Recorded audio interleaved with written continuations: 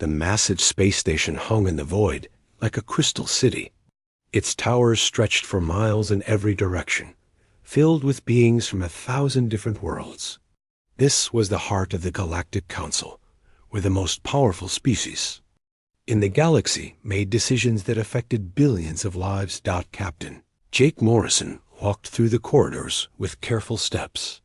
His brown military uniform looked plain next to the flowing robes and gleaming armor of the alien diplomats around him. Everything here was bigger than anything humans had ever built. The ceilings disappeared into darkness above, and the walls were made of materials that seemed to glow with their own light. Dr. Lisa Martinez stayed close beside him, clutching her data tablet against her chest. She had spent months preparing for this moment, gathering every piece of information about human science and culture that might impress these beings.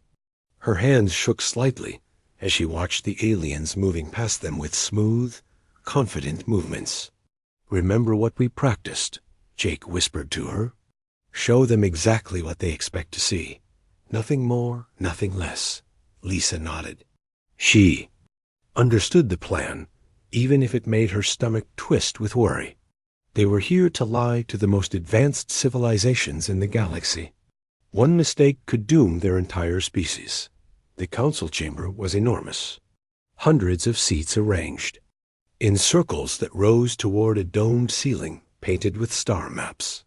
Representatives from dozens of species filled the seats, their strange forms creating a bizarre rainbow of colors and shapes. Some looked almost human, but with blue skin or extra arms. Others were so alien that Lisa couldn't tell which end was. Their head. Ambassador Zixthara rose from her seat near the center of the chamber. She was tall and thin, with silver skin that reflected the chamber's lights. Her 4 eyes focused on Jake and Lisa as she began to speak in a voice that sounded like music mixed with static electricity. "The human delegation may present their credentials," she announced. Small floating machines buzzed around them, translating her words into English through tiny speakers. Jake stepped forward and activated his holographic display. Images of Earth appeared in the air above them, showing cities, farmland, and the small fleet of ships humanity had built for space travel. The ships looked crude compared to the elegant vessels he had seen in the station's docking bays. Their engines were simple fusion drives, barely capable of faster-than-light travel. "Earth greets the Galactic Council," Jake said in his most formal voice. "You're honored to request membership in your alliance." Murmurs filled the chamber. Some aliens leaned forward to get a better look at the human technology. Others seemed bored already. Admiral Keth Morrick, a massive being covered in what looked like living metal armor, made a sound that the translation system rendered as laughter. "These primitives barely understand nuclear fusion," the Admiral said to his neighbors. "Look at their weapons. Chemical explosives and metal projectiles. My personal guard carries more advanced equipment." Lisa felt her face grow hot with anger, but she forced herself to stay calm. This was exactly the reaction they wanted. She activated her own display, showing Earth's scientific achievements. Medicine that could extend human life to 120 years. Computers that could process information faster than any previous human technology. Agricultural techniques that could feed billions of people. The alien representatives studied the information with mild interest. Everything humans had achieved, these beings had mastered thousands of years ago. To them, humanity looked like children who had just learned to make fire. Ambassador Zixthara consulted with several other council members in voices too quiet for the translation system to pick up. After several minutes, she stood again. "The Council finds humanity suitable for membership at Class 7 status," she announced. "You will be granted rights to establish colonies on designated agricultural worlds and participate in resource extraction. Operations under Council supervision. Your military forces are insufficient for patrol duties, so you will be protected by Council fleets. Jake bowed deeply. "We are grateful for the Council's generosity." What none of the aliens noticed was the tiny smile that crossed his face as he straightened up. Phase 1 was complete. The galaxy's most powerful beings had just dismissed humanity as harmless farmers and miners. They would provide protection and technology, while humans learned about galactic civilization. They had no idea that Jake Morrison and Lisa Martinez represented exactly 99% of humanity's real capabilities. Back on Earth, in hidden facilities buried deep underground, the remaining 1% of humanity was working on projects that would make the Council's greatest achievements look like primitive tools. But that was a secret for another day. 4. Now, humanity would play the role of grateful newcomers, eager to learn from their wise alien protectors. The performance had begun, and the entire galaxy was their audience. 3 years had passed since humanity joined the Galactic Council. Earth now had 12 colony worlds spread across 3 star systems, all dedicated to farming and mining as the Council had assigned. To any observer, humans had settled comfortably into their role as the galaxy's newest worker species. Danny Cooper wiped sweat from his forehead as he supervised the morning shift at Mining Station Alpha on Kepler 442b. The red dwarf sun cast an orange glow over the rocky landscape where hundreds of human workers operated the extraction equipment.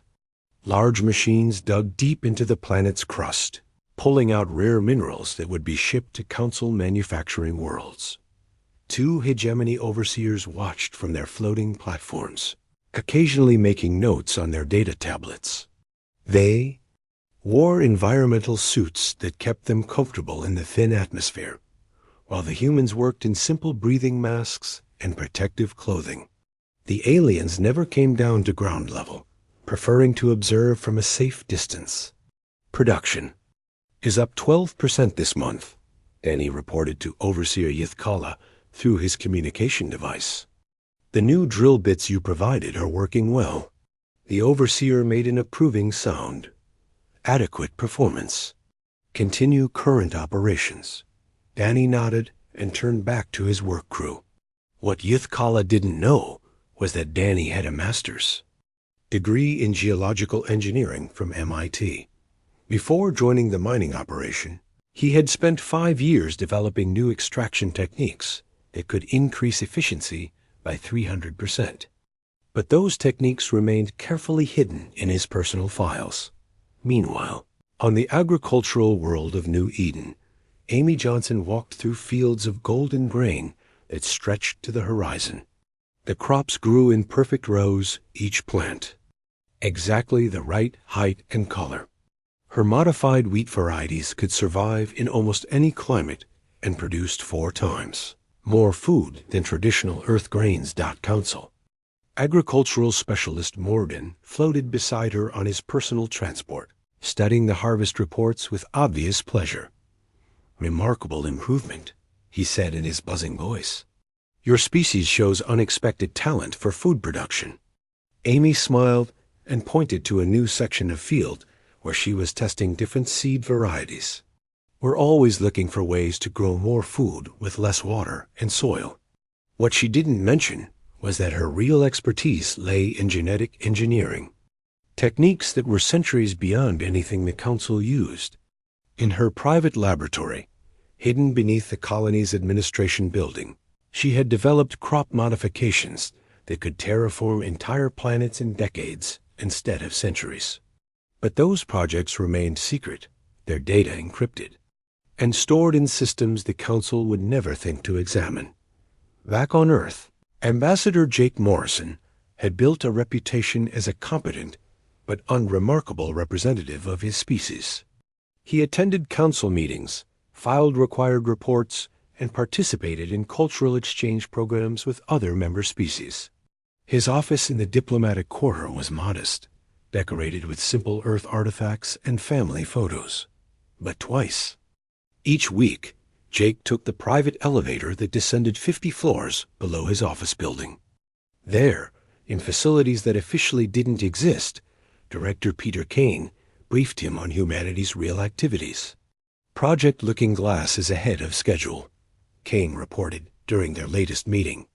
The conference room was small and windowless, its walls lined with materials that blocked any form of electronic surveillance. Our deep space monitoring stations have identified 17 new Council military installations, including 3 that aren't supposed to exist according to their public records. Jake studied the data on his secure tablet. Any signs they suspect we're watching them? None. They still see us as grateful farmers who barely understand their own technology.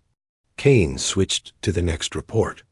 Dr. Rodriguez's team has completed reverse engineering of the Council's faster-than-light communication system. Our version is about 50% more efficient than theirs. The reports continued for an hour. Breakthrough discoveries in physics that redefined humanity's understanding of the universe. Military technologies that made Council weapons look like antiques. Medical advances that could extend human life for centuries. All of it hidden from the galaxy's most advanced civilizations by careful planning and deliberate misdirection.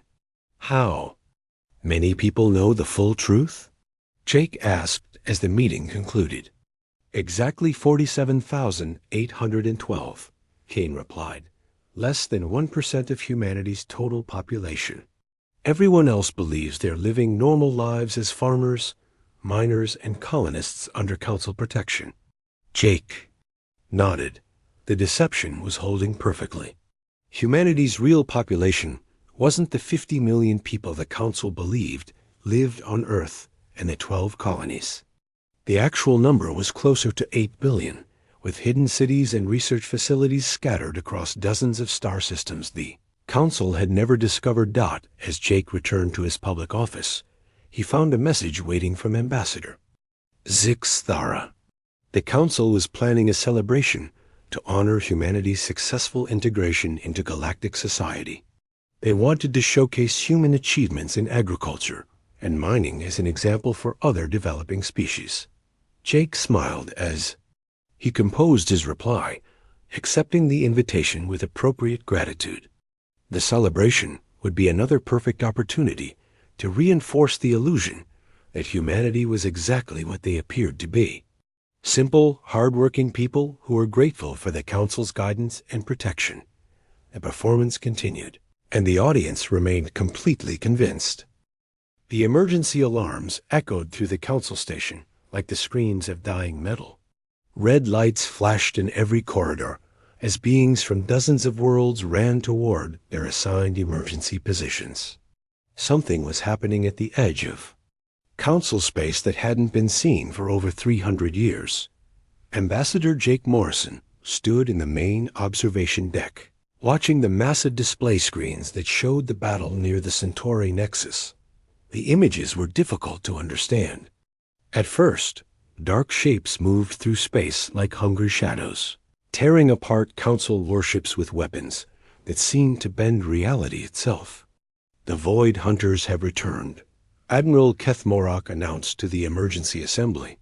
His metal armor was scratched and dented from his recent escape from the battle zone. My fleet engaged them 6 hours ago. We lost 47 ships before we could retreat.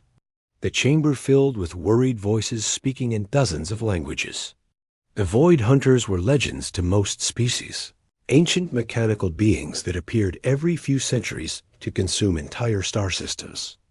Their technology was beyond anything the Council possessed, and their motives remained completely unknown. Dr. Lisa Martinez stood beside Jake, studying the tactical displays on her tablet. The enemy ships didn't follow normal physics.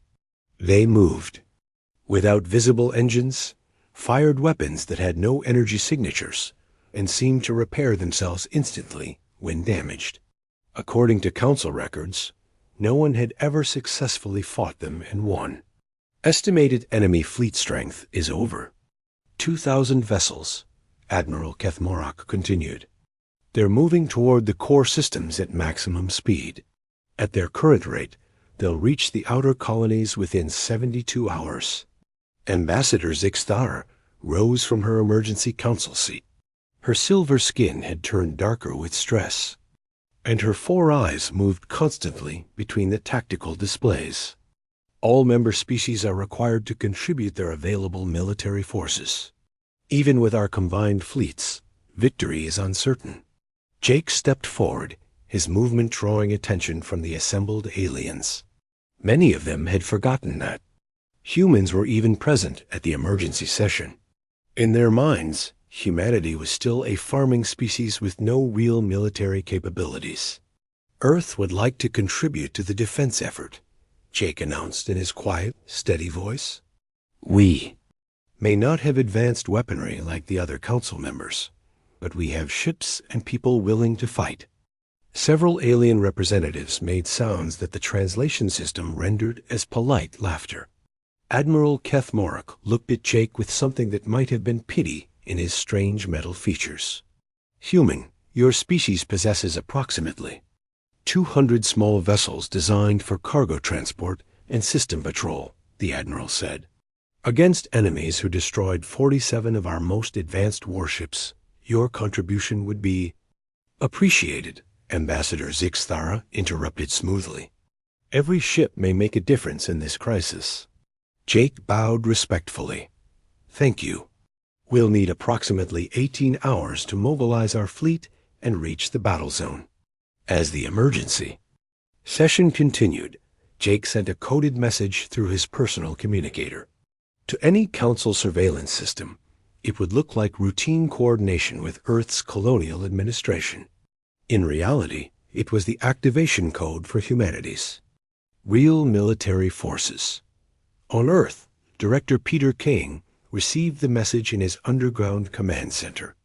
Banks of screens showed star maps that the Council had never seen, displaying the true extent of human expansion across the galaxy.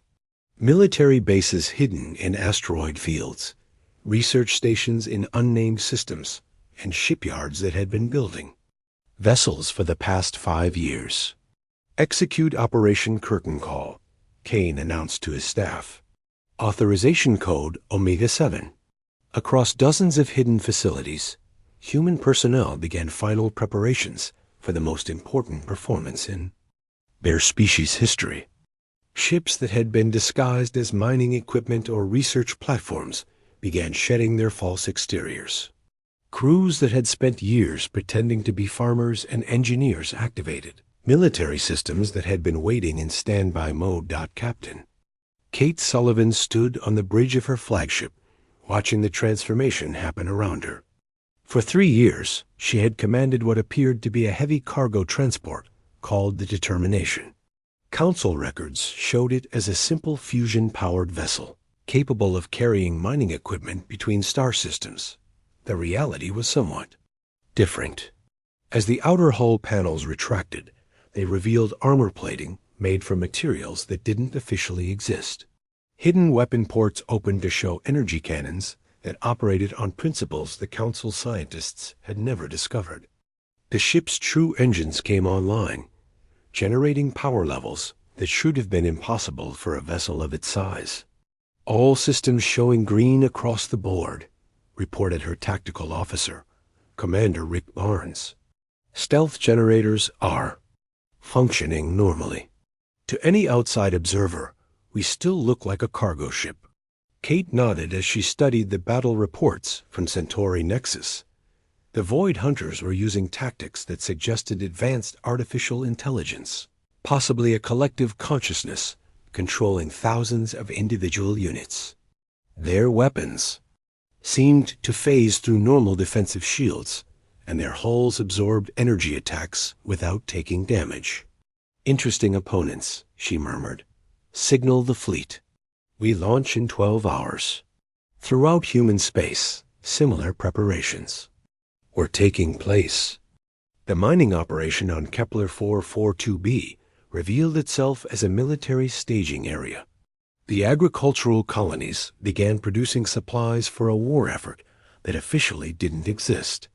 Research stations that had been studying alien technology for years prepared to deploy weapon systems based on principles the Council had never imagined. Ambassador Jake Morrison returned to his quarters and activated his private communication system. The conversation that followed would have shocked every member of the Galactic Council. "Director Kane, this is Ambassador Morrison. The performance is about to end. Are our people ready for the real war to begin?" The human fleet arrived at Centauri Nexus exactly 18 hours after Ambassador Morrison's promise.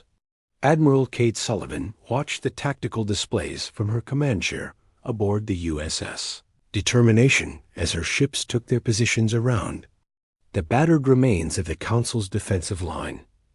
What the Council forces saw should have looked familiar. 200 human vessels that appeared identical to the cargo ships and mining platforms they had observed for the past 3 years.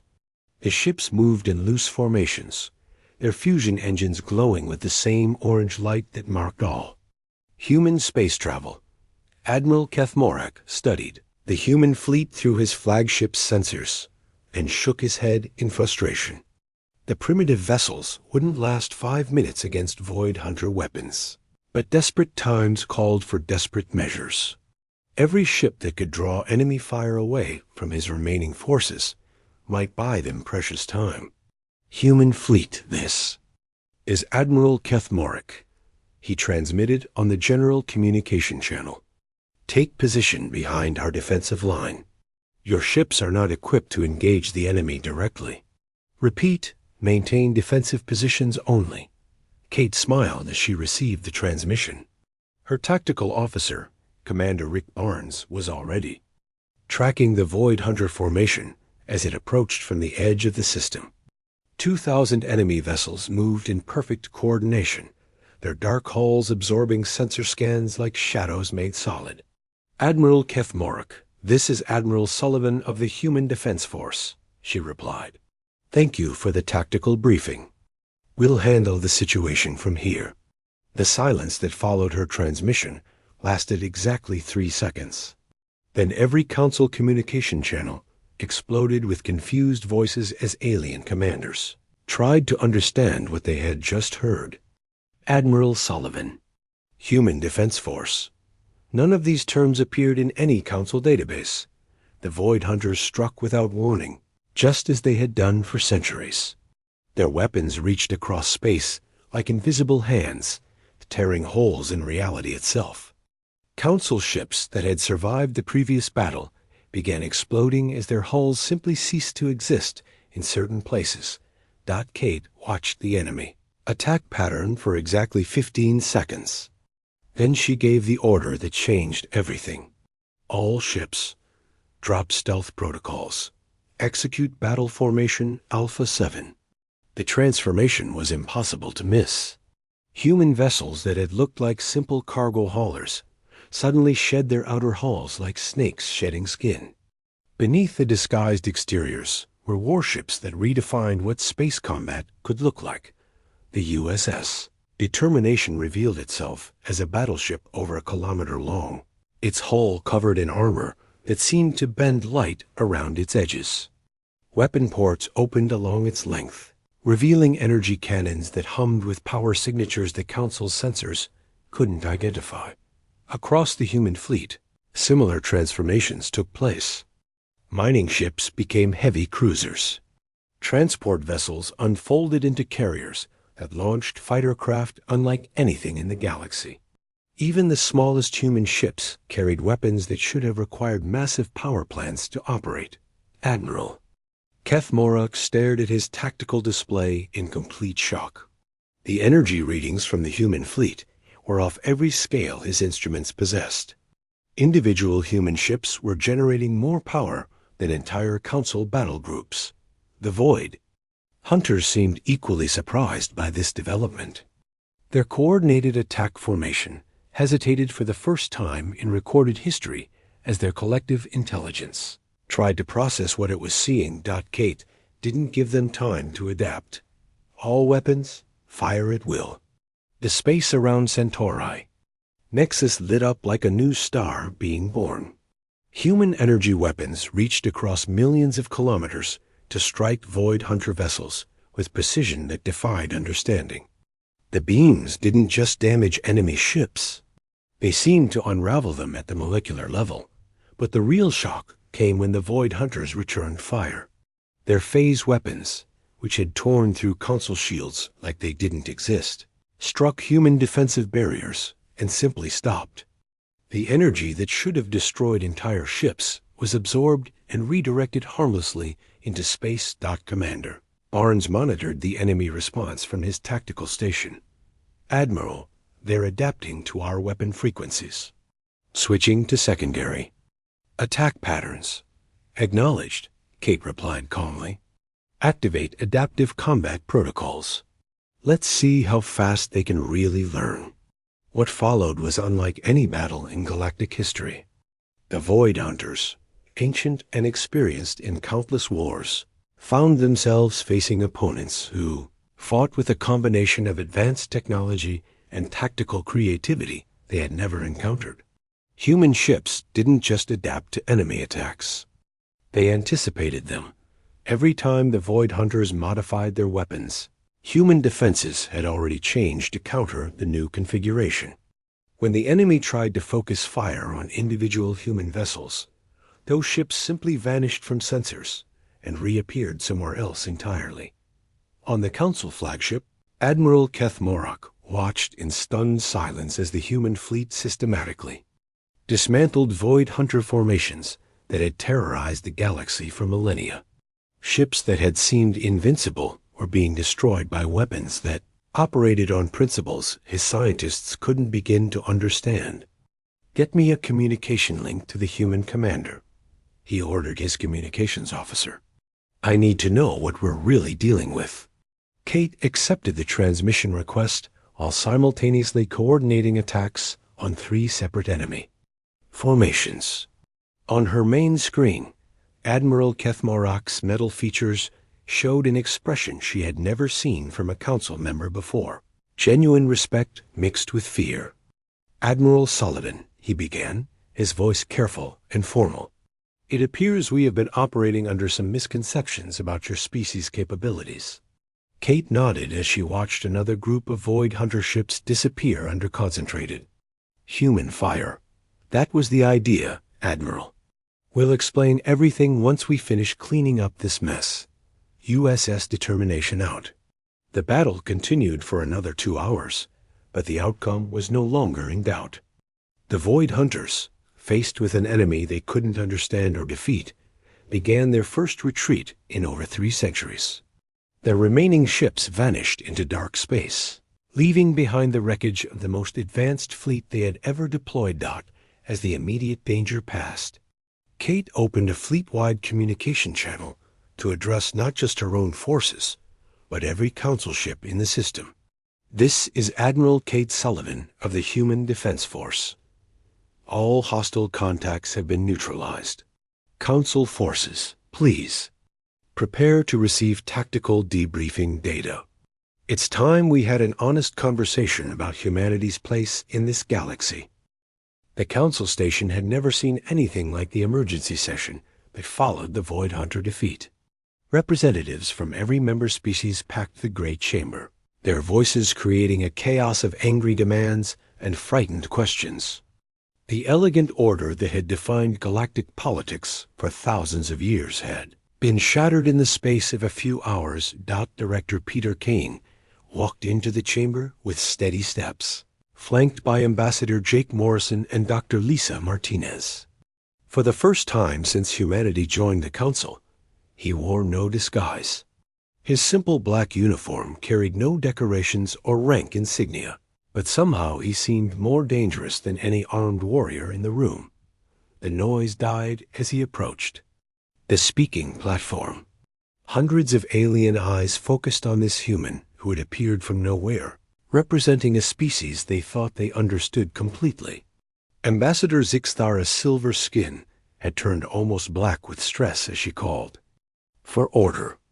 "The Council demands an immediate explanation," she announced, her musical voice carrying clearly through the chamber's translation systems. "How did humanity conceal military technology that surpasses our most advanced civilizations?" Kane stepped up to the platform and activated the holographic display system. Images filled the air above the chamber, showing star maps that made several alien representatives gasp in shock.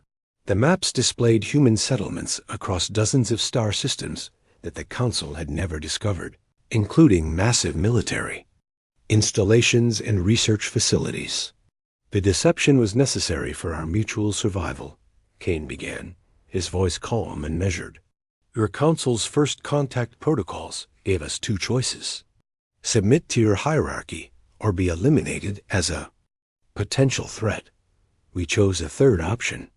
Admiral Kethmorak leaned forward in his seat, his metal features reflecting the holographic displays. You infiltrated our society while building a secret military force. This is an act of war against every Council member. Kane nodded slightly. You're correct that we infiltrated your society. What you haven't realized yet is how completely we succeeded.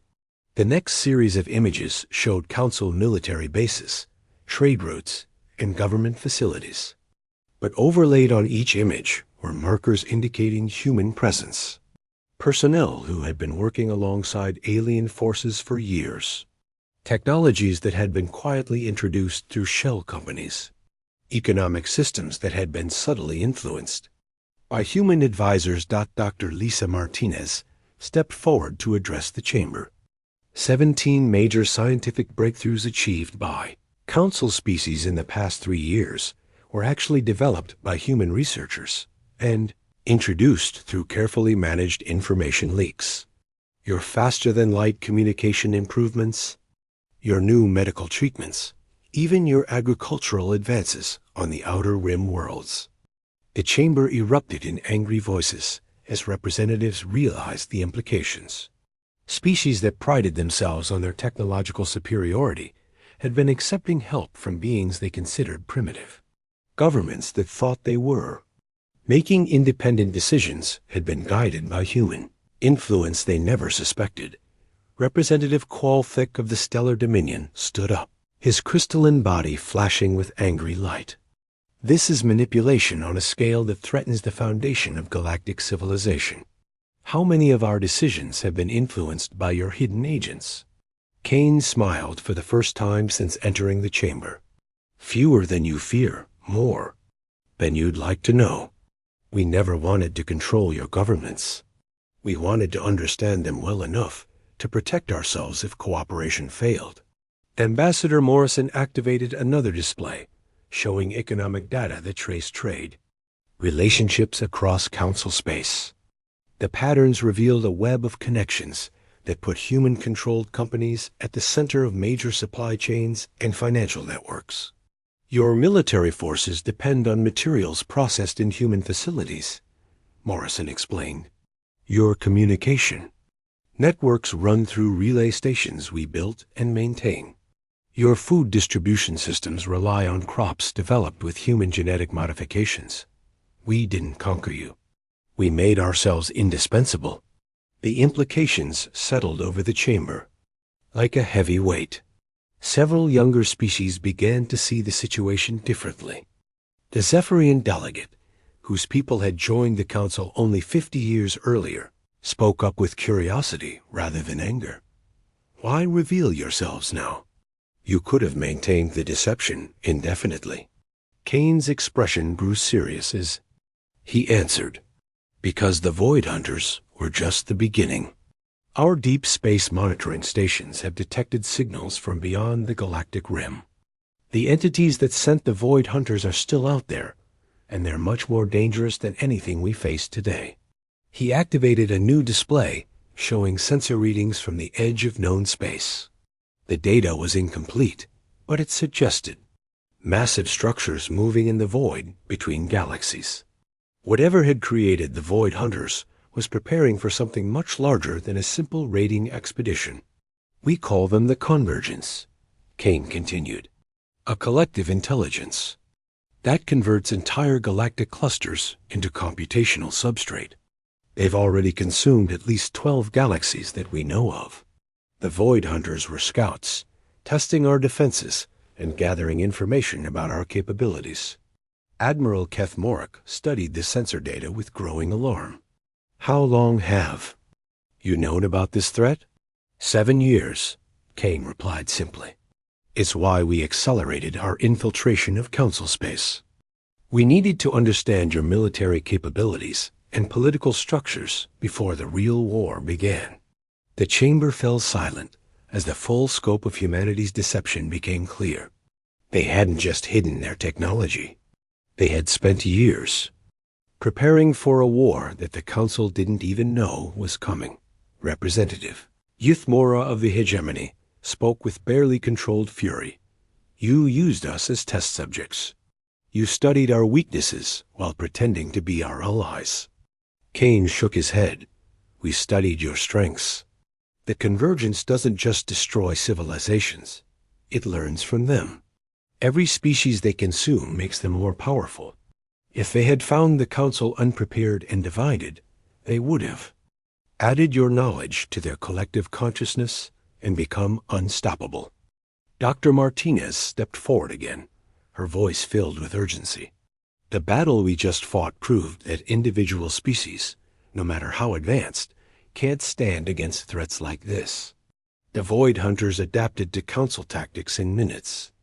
They only retreated because human strategies were something they had never encountered before.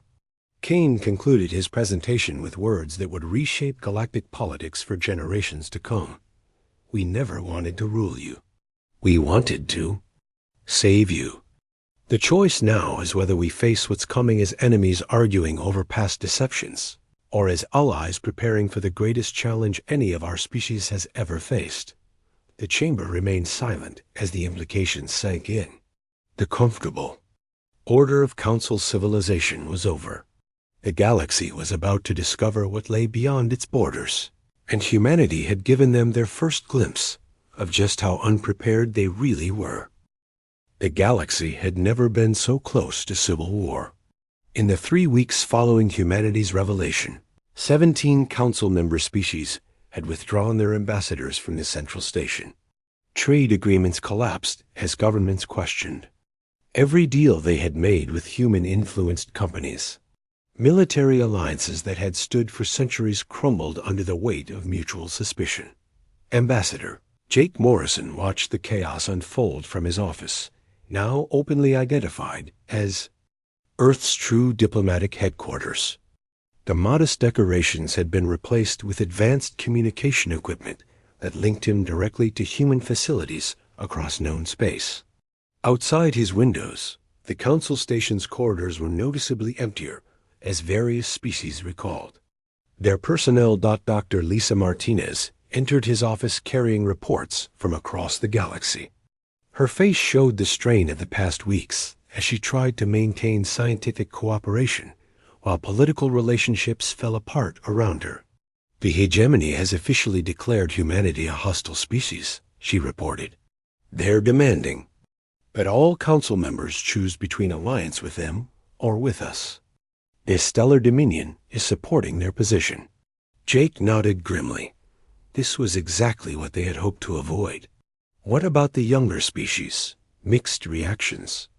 The Zephyrians and the Altarians want to maintain diplomatic contact. There, saying the Void Hunter defeat proves we need to work together. But the Centauri Republic is siding with the hegemony. Before Jake could respond, alarms began sounding throughout the station. Emergency lights flashed as the automated systems announced a priority alert. Jake activated his communication system and connected directly to Director Kane on Earth. We have a problem. Kane's voice came through clearly. Our deep space monitoring stations are detecting massive energy signatures approaching the galactic rim. The convergence is here. Jake felt his stomach drop. They had hoped for more time to resolve the political crisis before the real threat arrived. How long until they reach inhabited systems? 48 hours, maybe less. And Jake, the fleet they're bringing makes the Void Hunter attack look like a training exercise. The council chamber filled with representatives more quickly than it had since the emergency session. But this time, the mood was different. Fear had replaced anger as the reality of the approaching threat became clear to everyone. Admiral Kate Sullivan stood at the center of the chamber, her uniform now displaying the full insignia of humanity's military forces. Holographic displays showed the incoming Convergence fleet in terrifying detail. Thousands of vessels, each one larger than anything the galaxy had ever produced, moved through space with purpose that suggested vast intelligence behind their coordination. The lead elements will reach the Outer Rim colonies in 36 hours, Sullivan announced to the assembled aliens. Based on their current formation, they're planning to establish a beachhead in the Kepler system before advancing toward the galactic core.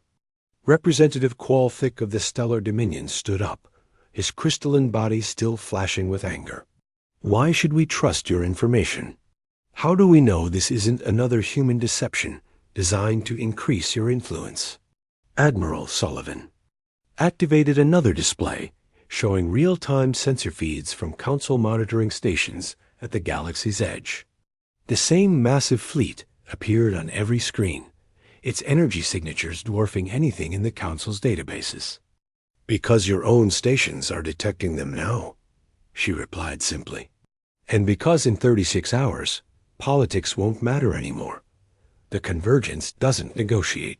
It doesn't take prisoners. It converts everything it encounters into parts of itself. Ambassador Zixthar rose from her seat, her silver skin pale with stress. What are you proposing?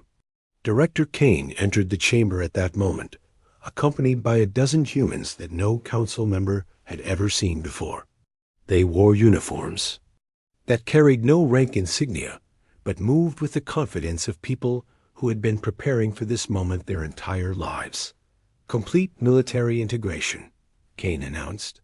Every council fleet under unified human command. Every defensive installation coordinated through our tactical networks. Every species contributing their unique capabilities to a combined war effort. The chamber erupted in angry voices. Admiral Kethmoric's metal features showed outrage as he responded. You expect us to place our military forces under the command of a species that has been lying to us for years? Kane nodded calmly. Yes, because we're the only ones who have been preparing for this war.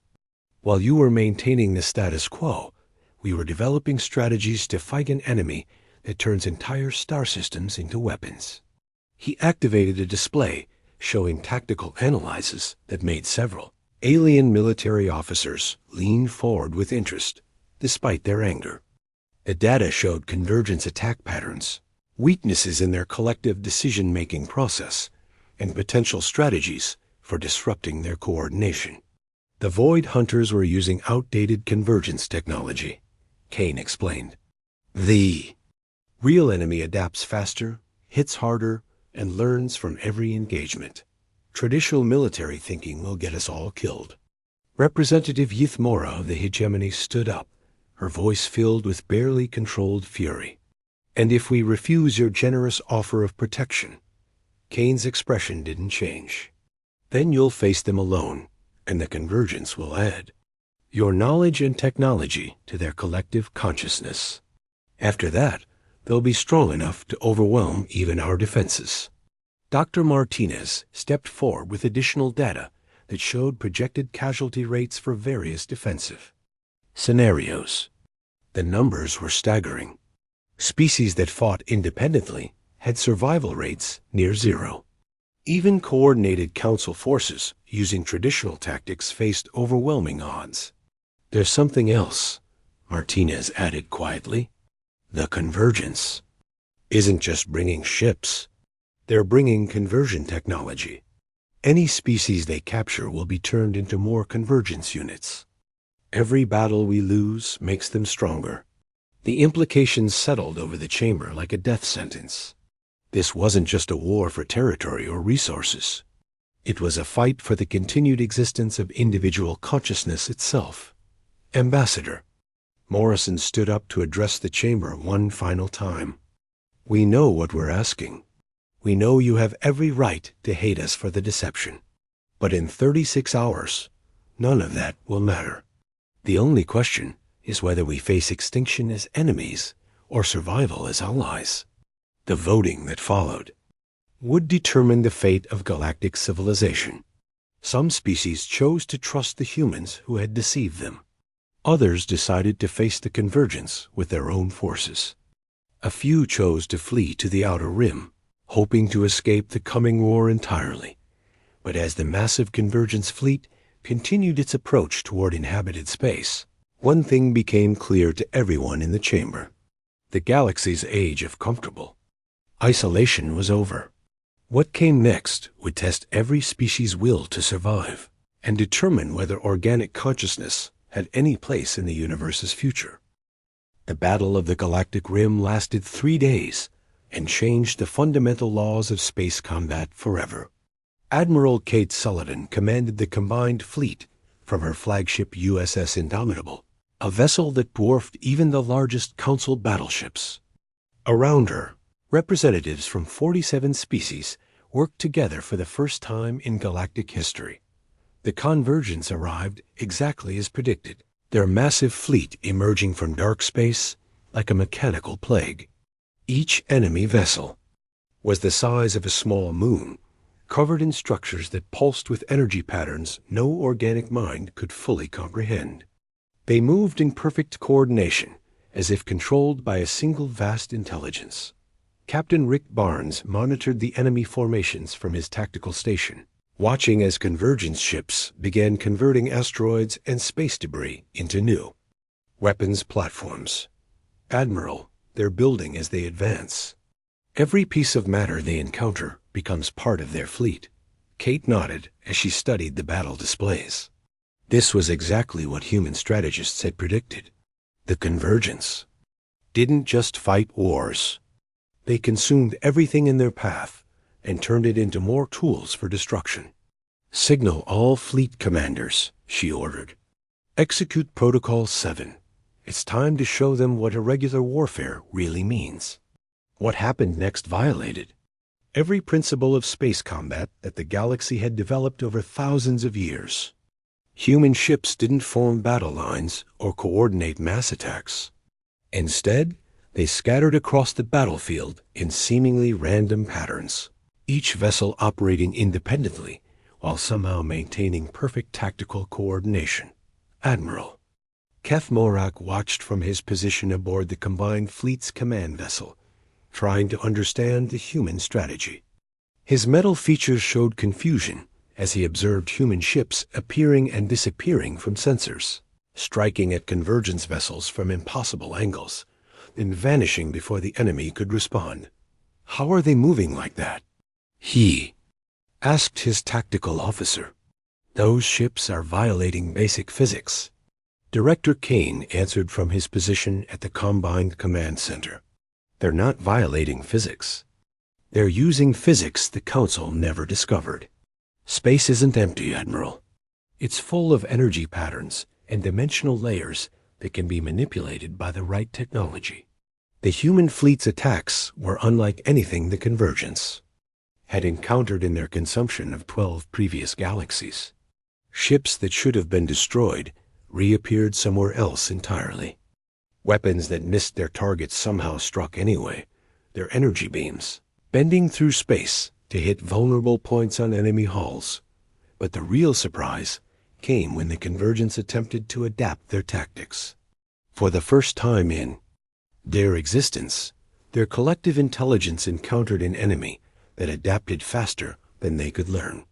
Every time Convergence forces modified their attack patterns, human forces had already shifted to counter the new approach. Dr. Lisa Martinez coordinated the scientific aspects of the battle from the Research Command ship Discovery.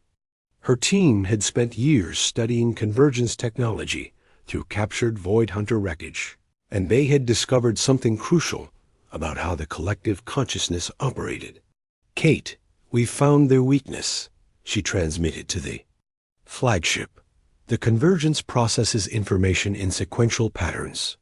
They can't handle truly random inputs. If we can introduce enough chaos into their decision-making process, we can cause system-wide failures. Admiral Sullivan smiled as she received the transmission. All ships, execute Chaos Protocol. Let's see how well they handle truly unpredictable Opponents. What followed was 3 hours of the most bizarre space combat in galactic history. Human ships began behaving in ways that made no tactical sense. They flew in circles, fired weapons at empty space, and sent messages in ancient Earth languages that their translation systems couldn't process. To any observer, it looked like the human fleet had gone completely insane, but the effect on the Convergence was immediate and devastating. Their collective intelligence, evolved to process logical patterns and strategic thinking, couldn't handle inputs that followed no rational structure. Convergence ships began making errors, firing on each other, and moving in confused formations. That left them vulnerable to attack. The combined Council forces, following human coordination, struck at exactly the right moments. Alien weapons that had seemed inadequate against Convergence defenses suddenly found their targets as enemy ships failed to activate their defensive systems properly.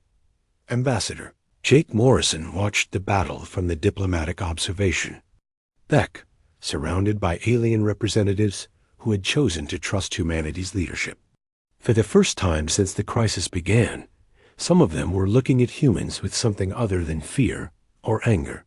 "Your people fight like no species we've ever encountered," Ambassador Zixthara observed, her silver skin showing patterns of amazement. "You turn chaos itself into a weapon." Jake nodded as he watched another Convergence formation fall apart under sustained irregular attacks. Humans have always been good at making the best of impossible situations. We've had a lot of practice. The tide of battle turned completely when the Convergence collective consciousness made a decision that revealed both its intelligence and its fundamental limitation.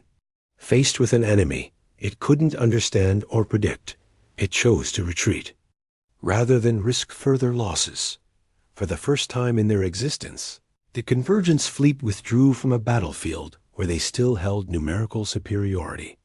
Their massive ships began pulling back toward the galactic rim, leaving behind the wreckage of hundreds of converted vessels and the first defeat they had suffered in millions of years. As the immediate danger passed, Admiral Sullivan opened a fleet-wide communication channel to address every ship that had participated in the defense. Her words would be remembered for generations across dozens of worlds. Today proved that no enemy is invincible when free minds work together. The Convergence retreated because they encountered something they had never faced before: unpredictable cooperation between independent species. Director Kane concluded the victory celebration with an announcement that would reshape galactic civilization. The old system of species classification and hierarchical control ends today. What we're proposing is voluntary cooperation between equals. No more dominant species. No more subordinate civilizations. Just allies working together to face whatever challenges the universe is waiting for us. The reformed galactic alliance that emerged from the Battle of the Galactic Rim was unlike anything the galaxy had ever seen. Species that had been enemies for centuries found themselves working side by side. Technologies that had been carefully guarded secrets were shared freely. And at the center of it all, humanity served not as rulers, but as coordinators who helped different species combine their unique strengths. Dr. Martinez delivered the final speech to the new Alliance Council with words that captured the spirit of what they had accomplished. "We never wanted to conquer you. We wanted to make you worthy partners. The universe is vast and full of wonders, but it's also full of dangers that require the best of all our species working together. Today we proved that when free minds cooperate, even the impossible becomes achievable." As human ships departed for regions beyond the galactic rim, their sensors had already detected new signals in the cosmic dark. The Convergence had been the first test, but the universe held many more challenges waiting for species brave enough to face them together. The galaxy had learned that sometimes the greatest strength comes not from advanced technology or superior numbers, but from the courage to trust others and the wisdom to work together when survival itself hangs in the balance.